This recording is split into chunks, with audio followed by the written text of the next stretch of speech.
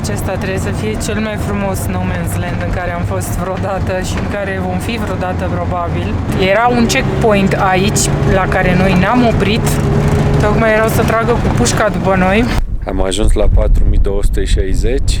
Urmează granița. Noi am ajuns aici cu un Mercedes vechi de 32 de ani. Așa arată doi oameni fericiți. Pentru noi astăzi este un nou record, 4655 de metri altitudine. Cihan s-a comportat impecabil. Am mers până aici pe un fel de deșert la înălțime, așa mi s-a părut.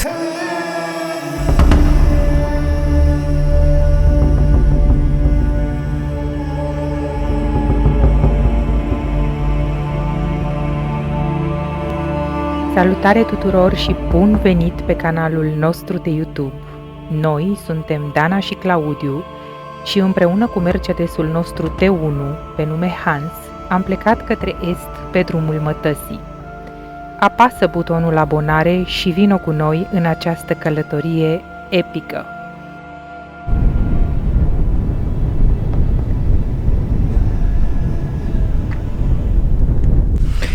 Bună dimineața! Din acest loc minunat, ultima noastră dimineață în Kârgâzstan. Suntem aproape de granița cu Tajikistanul. Am dormit aproape pentru că în dimineața asta o să trecem granița dintre Kârgâzstan și Tajikistan, o graniță care nu a mai fost deschisă de peste un an. S-a deschis de curând doar pentru turiști. Există o problemă între Kârgâzstan și Tajikistan și localnicii n-au voie să treacă. Suntem la 3000, aproape 400 de metri altitudine. Uitați-vă în jurul meu cum se văd munții aceștia, lanțul muntos Alai, superb.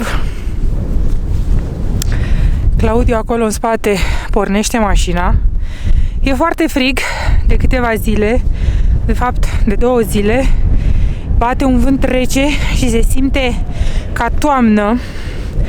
Provocarea zilei de astăzi este să urcăm cel puțin până la 4200 de metri altitudine.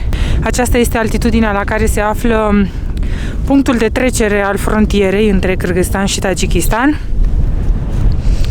Așadar, o creștere de altitudine de 800 de metri, ceea ce s-ar putea să ne pună probleme. Noi sperăm că nu, pentru că de câteva zile încercăm să ne obișnuim cu altitudinea, adică am dormit la 3500, e a 3-a noapte în care dormim aproape de 3500 de metri altitudine și da, ne așteaptă Tajikistan, o țară pe care ne-o dorim de mult și mai ales regiunea Pamir, dar mai vorbim despre Pamir când vom fi în Tajikistan. Bună dimineața! Claudiu a scos bucancii și gecile de iarnă.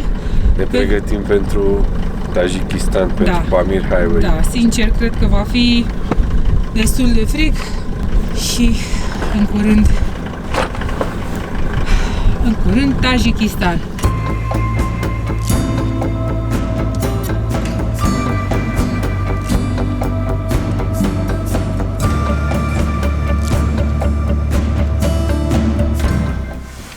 Am ajuns în granița Kârgâzstanului și așteptăm. Am dat pașapoartele, au verificat dacă au primit scrisoarea de la Ministerul Turismului, au primit-o, dar acum trebuie să așteptăm să se trezească probabil, nu e nimeni, e un singur granicer, în rest granița e pustie. Da. Noi știam despre această procedură nouă, să trimiți o cerere la Ministerul Turismului ca să poți ieși pe la această graniță. Am trimis acum o săptămână. Ei au primit hârtia. Da. E pustiu și pentru că nu sunt turiști. Foarte puțină lume trece pe aici pentru că e deschisă de curând. Am trecut și granița Kârgâzstanului. Nu era nimeni în graniță, bineînțeles, deși e o trecere de frontieră modernă față de cea prin care am intrat, dar n-au clienți, așa că probabil erau îmbrăcați în haine mai legere și le-a luat un timp până să se îmbrace. Avem 20 de kilometri până în granița cu Tajikistanul, o mare bucată de no man's land pe care probabil doar vom urca, pentru că de la 3500 trebuie să ajungem la 4200 de metri.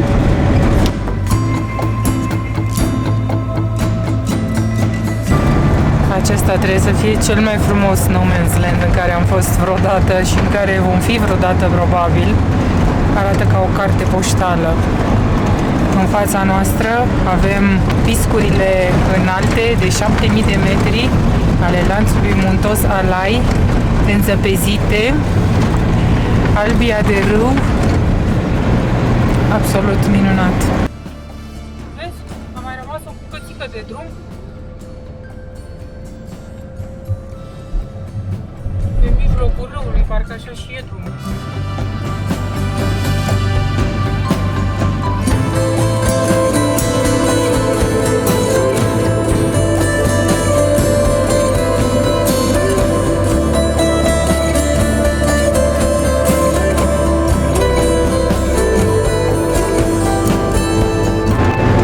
Drumul e prost, neasfaltat.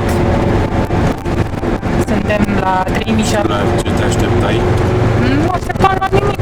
Mă așteptam, adică nici măcar nu am intrat în Tajikistan încă și deja drumul e prost. În vreo două locuri deja a fost luat de apă. Se vede că e plin de bolovani care au căzut de pe munte sau a venit apă prea mare. Hans e foarte încărcat cu motorină. Nu e ideal când vrei să urci atâta și mai ales pe drumuri proaste. Foarte interesant drumul acesta. Cred că nu cred, era un checkpoint aici la care noi ne-am oprit.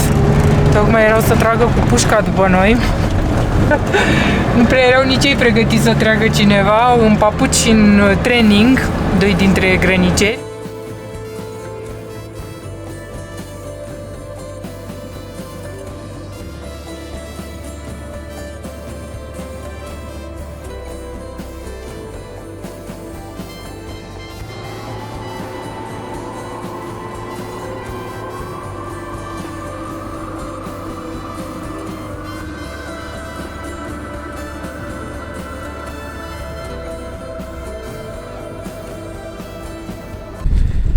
Am ajuns la 4260. Urmează granița. Woohoo! Totemul cu Tajikistan. E un nou record, sincer. Nu cred, ce motocicletă e aia. O vezi?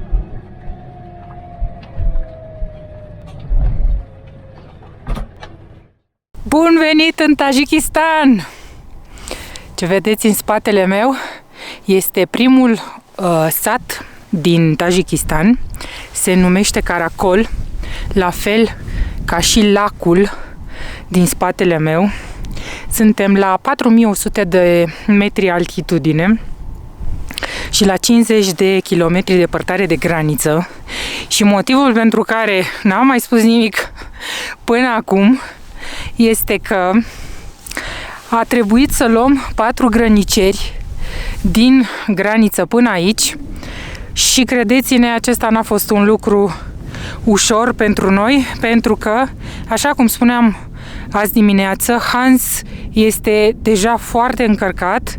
Imaginați-vă că am mai pus încă 300 de kilograme la greutatea noastră. Drumul a fost foarte prost. Eu am vrut să-i refuz. Inițial am luat 2 chiar din graniță, din postul de frontieră, iar apoi peste câțiva kilometri am oprit pentru că mai erau alți 2 grăniceri pe drum, au vrut și ei să meargă. Eu am spus că mașina e prea grea. Claudiu s-a gândit că nu e o idee bună să refuzăm 2 militari. Da, acesta este și motivul pentru care nu am mai filmat pe drum. Granița aceasta a Tajikistanului, între Tajikistan și Kârgâzstan, sincer, una dintre cele mai sărace granițe. așa 2 containere și 3 barăci. A trebuit să plătim și $25 pentru mașină, un fel de taxă. Și apoi am luat drumul acesta către Caracol, pe faimoasa autostradă Pamir sau M41, dar mai vorbim despre Pamir. Suntem foarte încântați că ne aflăm aici, arată atât de diferit față de Kârgâzstan. Acolo era verde, aici uitați-vă cât e de arid, așa a fost tot drumul. Lacul, în schimb, arată minunat. Claudiu împrospătează canapelele după cei 4 militari care miroseau un pic ca animale. Urmează să căutăm un loc unde să campăm, undeva pe acolo, lângă lac. Stăm un pic liniștiți și apoi mai povestim. Foarte interesantă primele noastre ore în Tajikistan. Ne-am întors în sat, în Caracol, să facem niște poze și să filmăm și suntem impresionați de cât de sărac este acest sat. De când s-a închis granița dintre Tajikistan și Kârgâzstan, nu mai vine aproape nimeni până aici, pentru că, așa cum spuneam de dimineață, granița s-a deschis doar cu 2 săptămâni în urmă și pentru că dacă am fi intrat pe la Dușanbe, de exemplu, prin colțul celălalt al țării, ca să faci Pamir Highway, autostrada Pamir, trebuie să te duci și să te întorci 1200 de kilometri, cred că are autostrada. Pentru că aici era unul dintre capete. Noi am intrat prin partea pe unde n-a mai intrat nimeni în toată vara asta. Așadar, ca să vii chiar până aici, până la Caracol și să faci cei 1200 de kilometri de Pamir Highway, dus, întors, a fost destul de greu pentru majoritatea turiștilor și așa că acest sat chiar a rămas cumva izolat.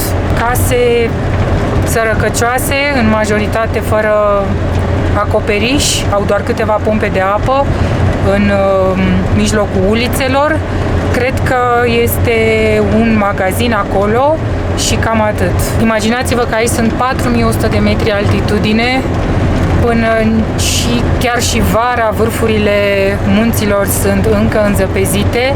E totul foarte arid, chiar nu știu din ce trăiesc oamenii aceștia. Ne întrebam dacă au măcar un autobuz ca să facă legătura cu Murghab. Trebuie să fie foarte grea viața aici la Caracol. Poate dacă se deschide granița și pentru locuitori și pentru cetățenii tajici și cetățenii cârgâzi, să mai existe un fel de trafic între cele două țări, poate să mai contribuie un pic la economia locală. Nu vreau să-mi imaginez cum e viața pe iarnă aici.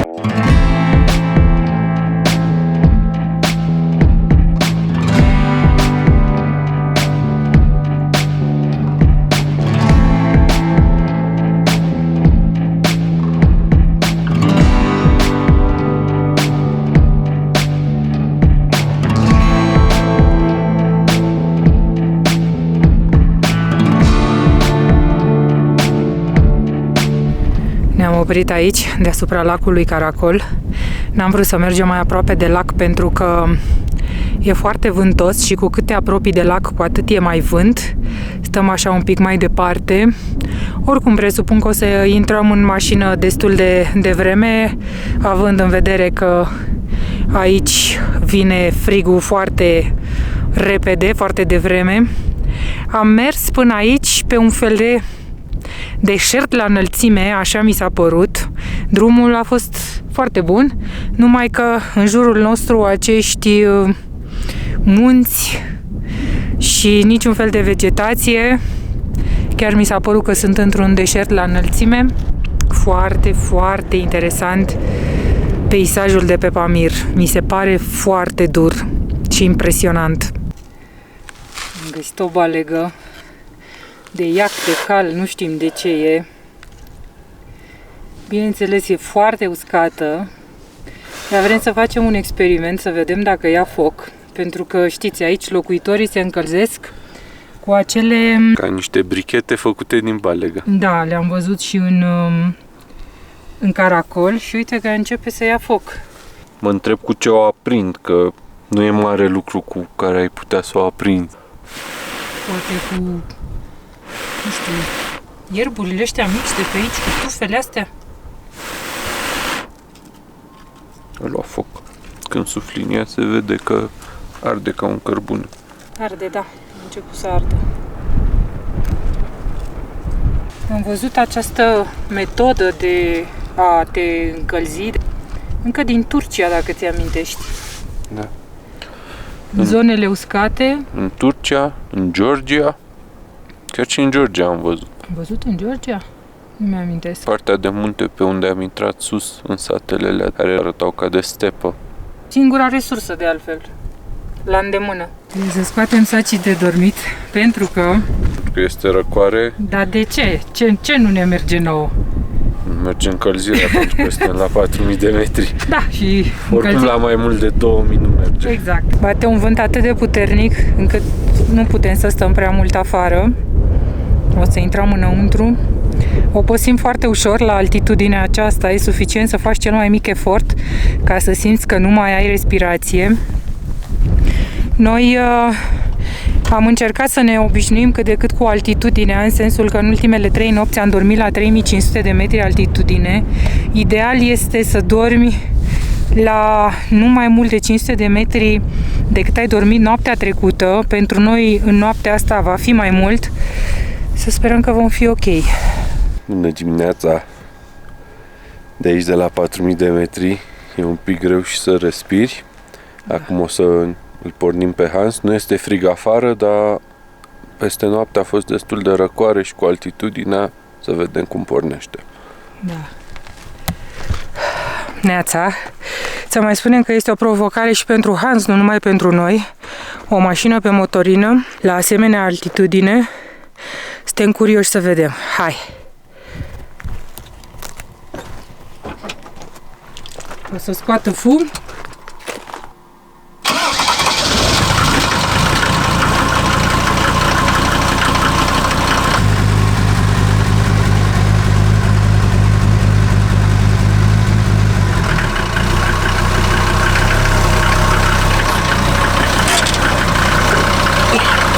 Destul de mulțumitor. Neașteptat chiar. Mă gândeam că o să se oprească, nu o să pornească din prima, dar e destul de cald afară, chiar dacă pe noapte a fost frig, acum s-a mai încălzit. Are așa un alt fel de zgomot aici la altitudine, îl simțim că nu are nici el suficient oxigen, dar nu numai că ne-a dus până la 4200, acum suntem la 4000, trebuie să ne ducă până la 4600 și credeți-ne, asta e o performanță. Ok, foarte încântați de drumul care ne așteaptă, avem vreo 12 km până să ieșim de aici, dintre munții aceștia și apoi intrăm din nou pe M41, pe Pamir, pe autostrada Pamir și ne îndreptăm către cel mai înalt punct al ei, 4600 de metri.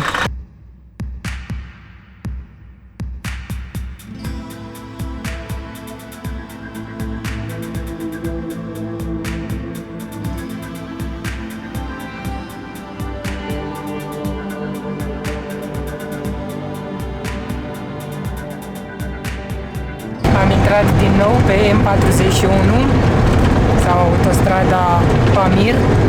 Această autostradă ține din Uzbekistan până în Kârgâzstan, dar cea mai interesantă parte a ei, înaltă, periculoasă, este în Tajikistan.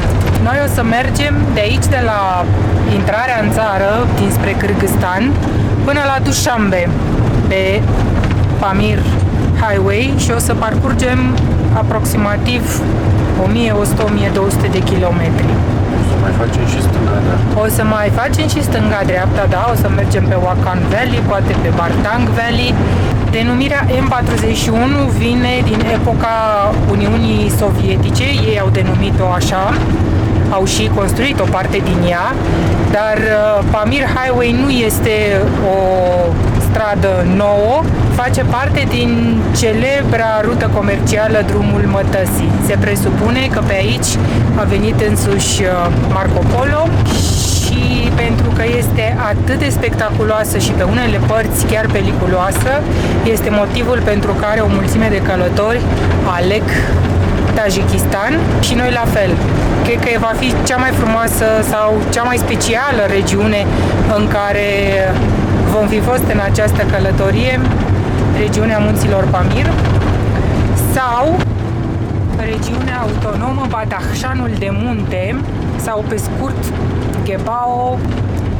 Această regiune autonomă care se află în estul Tajikistanului se învecinează la est cu China.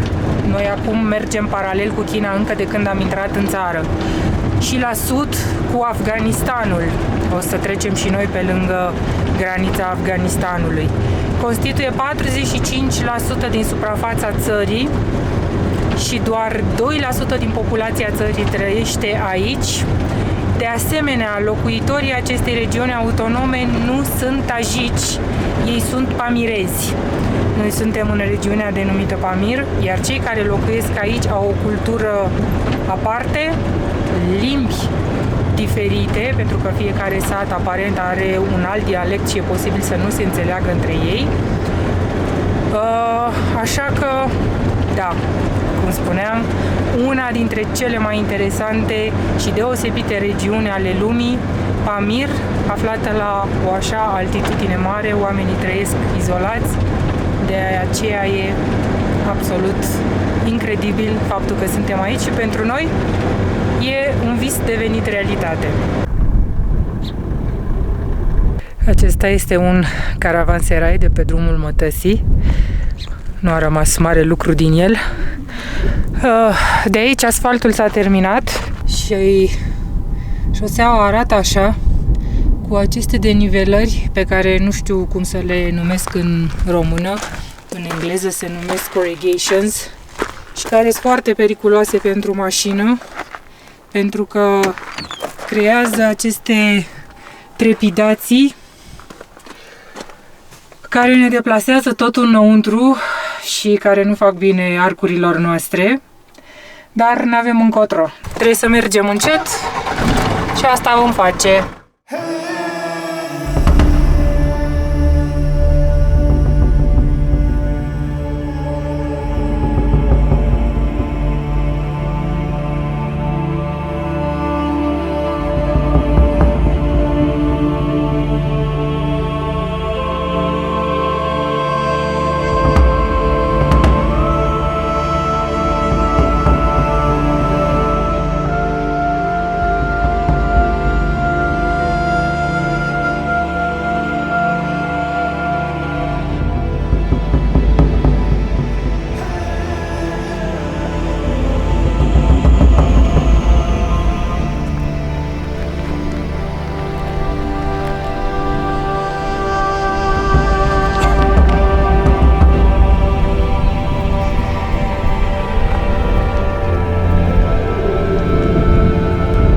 Baiktar, trecătoarea de la 4655 de metri.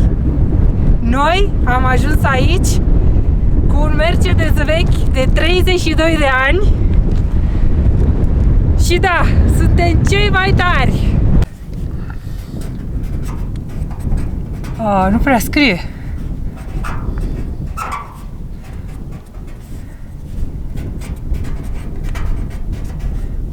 Unul mai bun n-avem.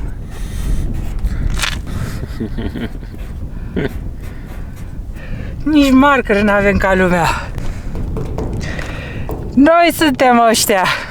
Iar aceștia sunt prietenii noștri de la The Travelee, Lucas și Valeria. Oameni foarte de treabă. Wow! Nu-mi vine să cred că suntem aici.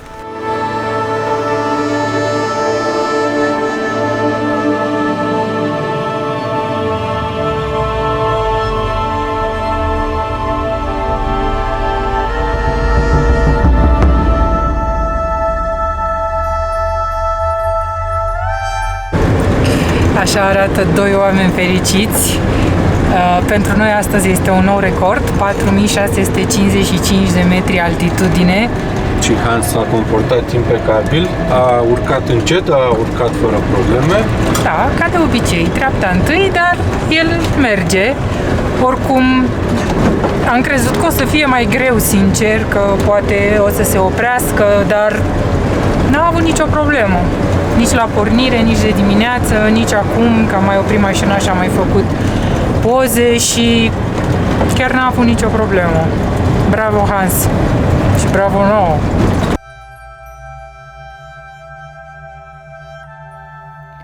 Acesta a fost episodul de astăzi. Noi vă mulțumim că ne-ați urmărit și pe data viitoare